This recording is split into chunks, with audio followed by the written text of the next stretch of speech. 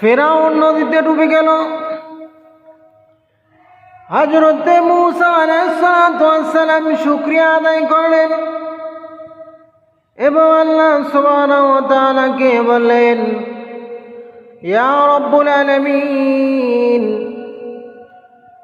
আপনার শুকরিয়া আদায় করতেছি এবং আপনি আমাকে এমন একটি আমল শিখিয়ে দেন। আল্লাহ সুবহানাহু ওয়া তাআলা বললেন, হে মূসা, তুমি পড়ো লা ইলাহা ইল্লাল্লাহ।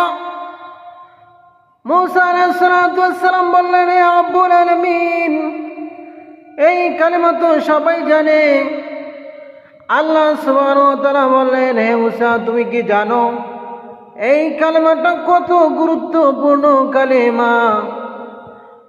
7 আসমান এবং 7 জমিন যদি এক পাল্লায় রাখা হয়, আর এই কালিমা যদি এক পাল্লায় রাখা হয়, তাহলে এই কালিমার ওজন বেশি হয়ে যাবে।